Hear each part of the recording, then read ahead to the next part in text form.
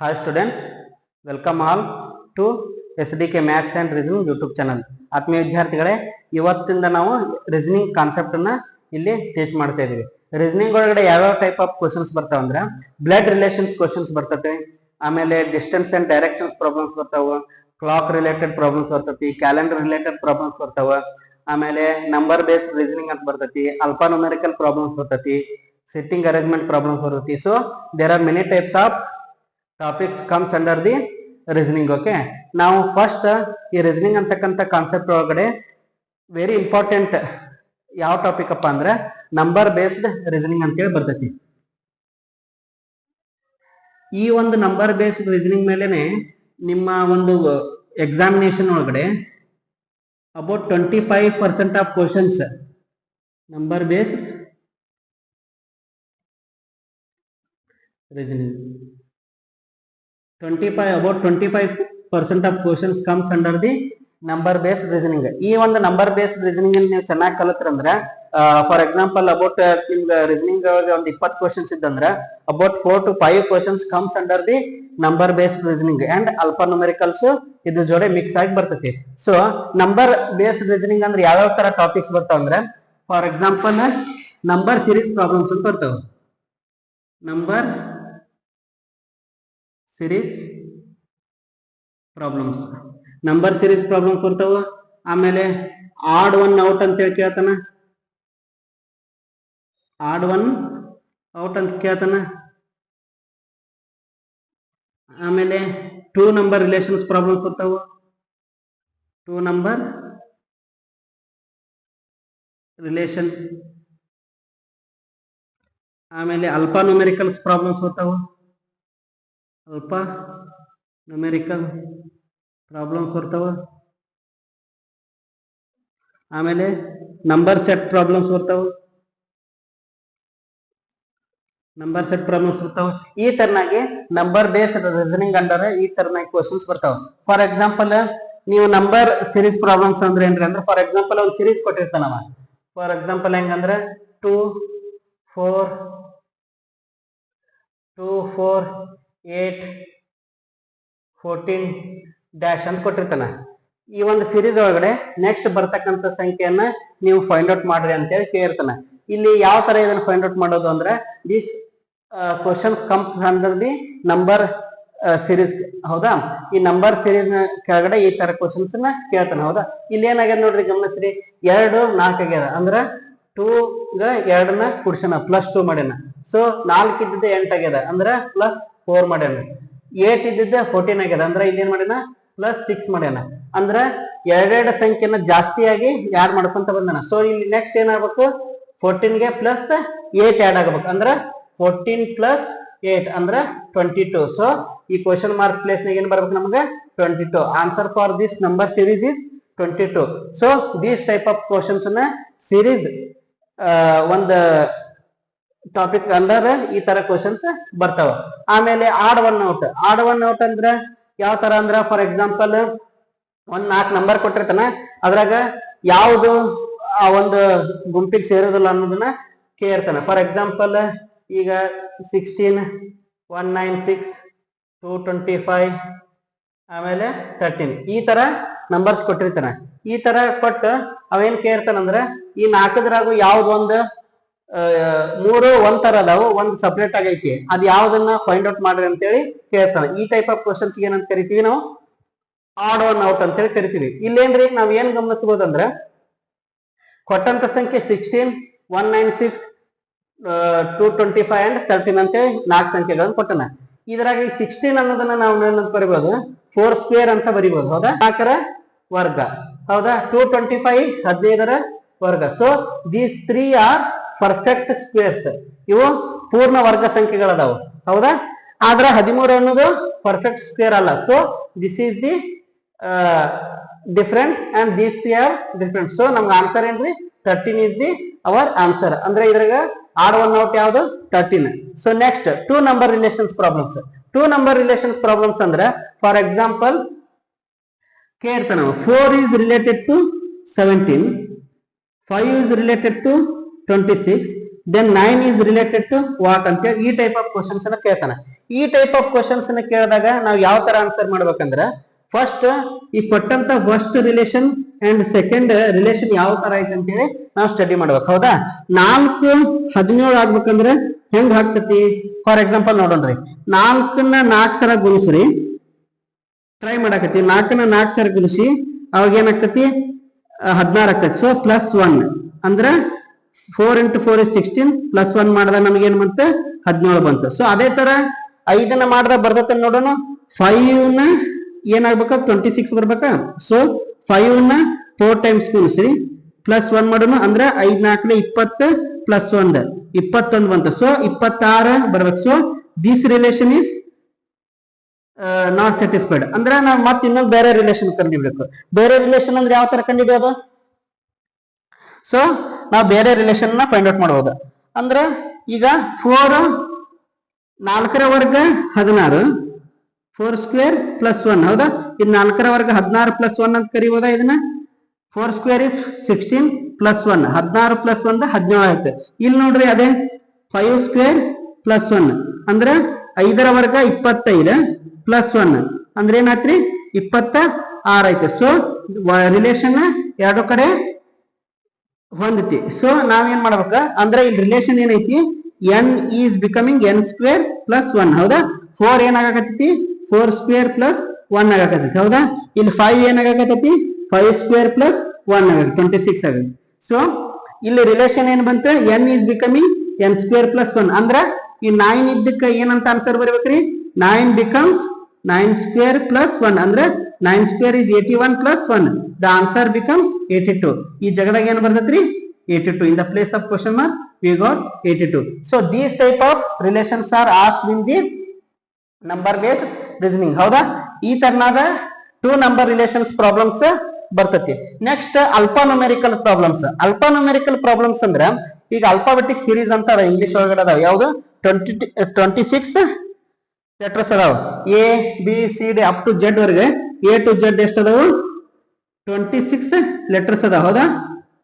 So ಈ ಮತ್ತು letters ಮತ್ತೆ ನಂಬರ್ಗೆ ಸಂಬಂಧಪಟ್ಟಂತೆ ಎರಡನ್ನು ಮಿಕ್ಸ್ ಮಾಡ್ತಾನೆ ನಾವು. ನಂಬರ್ಗೆ ಸಂಬಂಧಪಟ್ಟಂತೆ ಒಂದು ಪ್ರಾಬ್ಲಮ್ಸ್ ಬರ್ತಾವ. ಅವಕ್ಕೆ ಏನಂತ ಕರಿತೀವಿ ನಾವು? ಅಲ್ಫಾ ನ್ಯೂಮೆರಿಕಲ್ ಪ್ರಾಬ್ಲಮ್ಸ್ ಅಂತೇಳಿ ಕರಿತೀವಿ. ಅಂದ್ರೆ ಫಾರ್ ಎಕ್ಸಾಂಪಲ್ ಯಾವ ತರ ಇರೋ ಕ್ವಶನ್ ಈಗ ಅವ್ ಕೊಟ್ಟಿರ್ತಾನೆ A B C D is related to 5 6 7 8 then M N O P is related to what ಅಂತ ಕೊಟ್ಟಿರ್ತಾನೆ. ಇಲ್ಲಿ ಏನ್ ಮಾಡ್ಯಾನ ನಾವು? A B C D is related to 5 6 7 8 ಮಾಡ್ಯಾನ.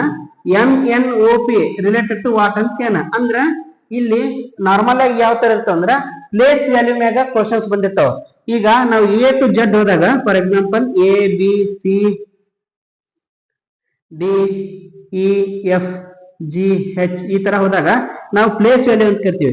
A ದರ ಪ್ಲೇಸ್ ವ್ಯಾಲ್ಯೂ ಯಾವುದು? 1, B ದರದ 2 3 4 5 6 7 8 ಸೊ ಅಪ್ ಟು Z ವರೆಗೂ ಇದು ಕಂಟಿನ್ಯೂ ಆಗ್ತದೆ. Place value of Z is 26 ಹೌದಾ? ಸೊ ಈ ತರ ಬರ್ದಾಗ ಇಲ್ಲಿ A B C D ಅದರ ಪ್ಲೇಸ್ ವ್ಯಾಲ್ಯೂ ಏನ್ರಿ? 1 2 3 4 ಹೌದಾ? 1 2 3 4 A B C D the place value ಅದೇನಾಗೈತಿ? 5 6 7 8 ಆಗೈತಿ. ಅಂದ್ರೆ ಏನ್ ಮಾಡ್ಯಾನವ? ಈಗ 1 2 3 4 ಗೆ ಅಗೇನ್ 4 4 4 4 ನ ಏನ್ ಮಾಡ್ಯಾನ? ಯಾಡ್ ಮಾಡ್ಯಾನ. ಅಂದ್ರೆ 4 4 8 ಆಯ್ತು, 3 4 is 7 ಆಯ್ತು, 2 4 6 ಆಯ್ತು, 1 4 ಏನಾಯ್ತು? 5 ಆಯ್ತು ಹೌದಾ? 5 6 7 8 ಅಂತ ಮಾಡ್ಯಾನ. ಈಗ ನಾವ್ ಏನ್ ಮಾಡ್ಬೇಕ್ರಿ? ಈ ಆನ್ಸರ್ ನ ಫೈಂಡ್ ಔಟ್ ಮಾಡ್ಬೇಕಂದ್ರ M N O P the place value ನ ಬರ್ಕೋಬೇಕು. First M N O P place value ಏನಂದ್ರೆ ಈಗ ನೋಡೋಣ ನಾವು ನಮ್ಗೆ ಪ್ಲೇಸ್ ವ್ಯಾಲ್ಯೂ ಆಫ್ M ಗೊತ್ತಿಲ್ಲ. ಸೊ ಬರ್ಕೊಂತ ಹೋಗೋಣ.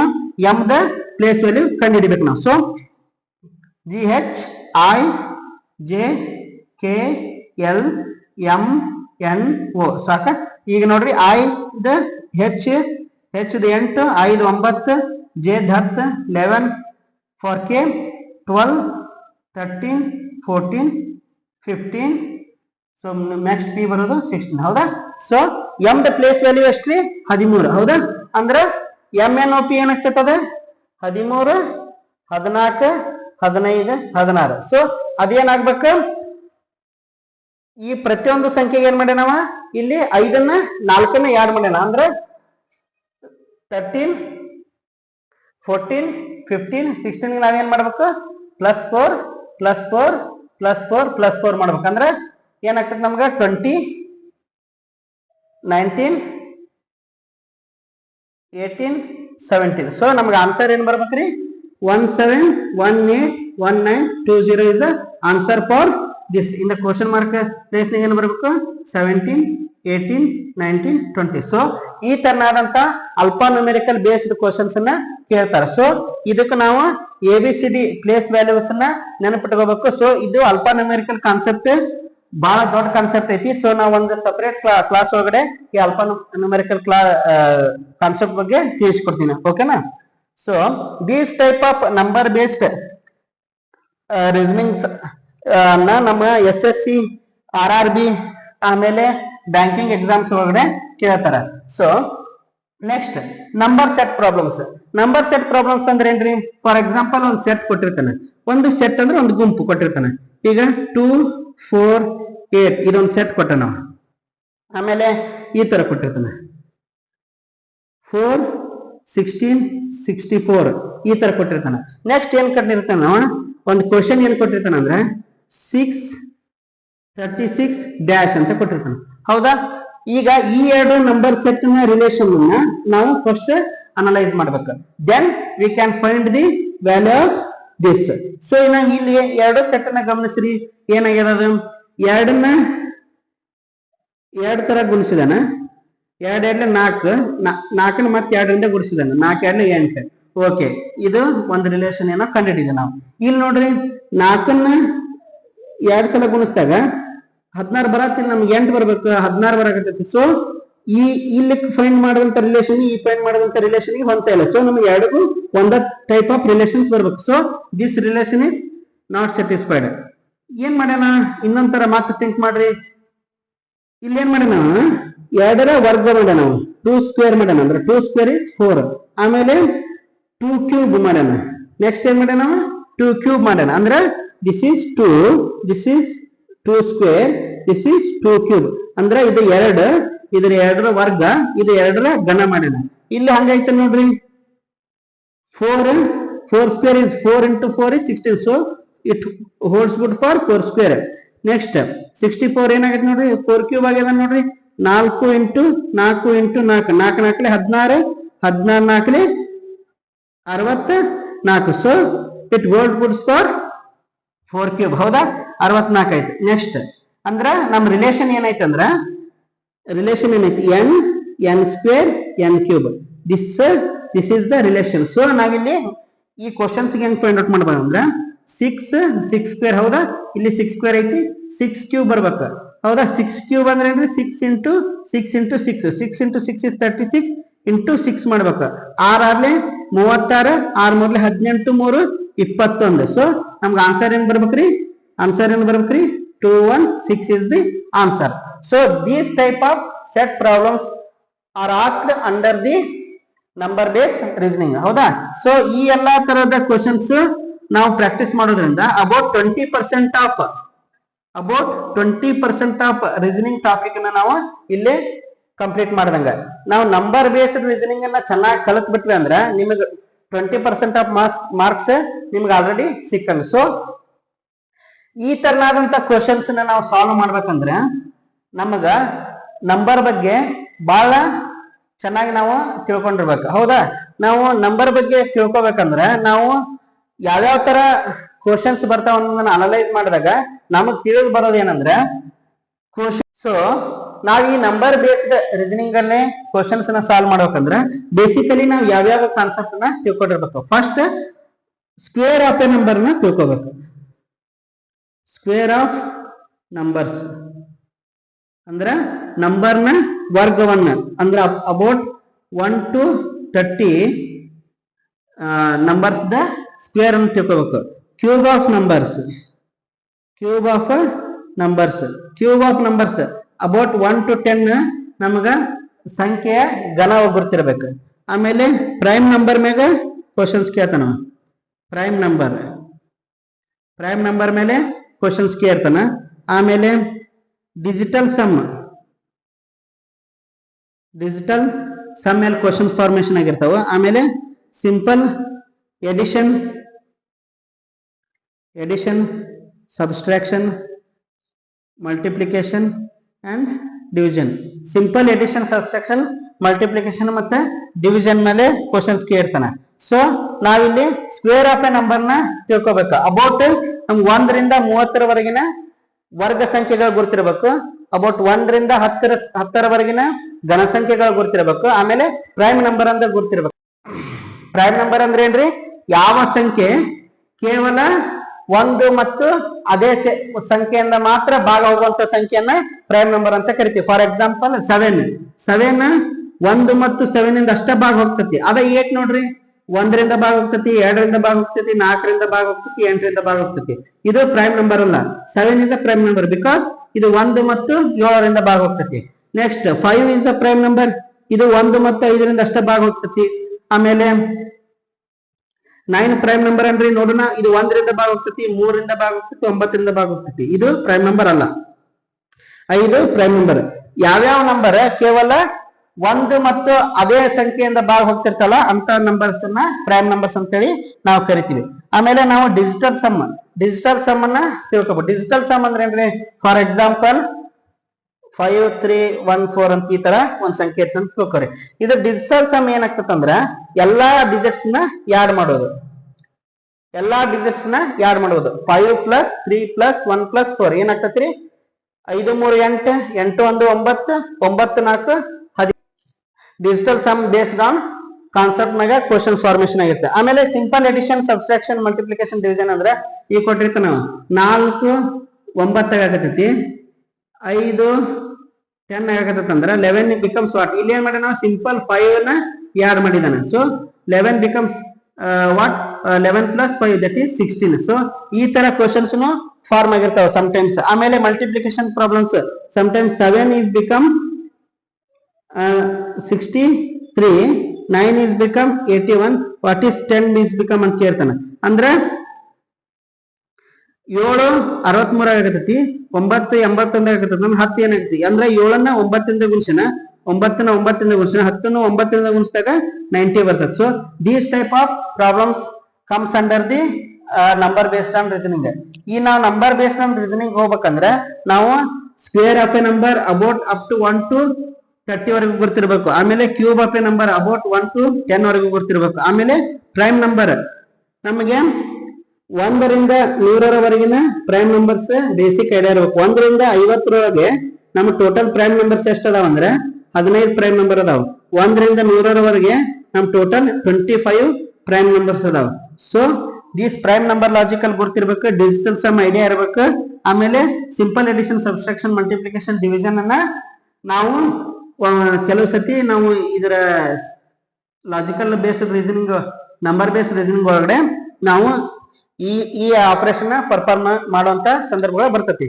So these type of concepts comes under the number based reasoning.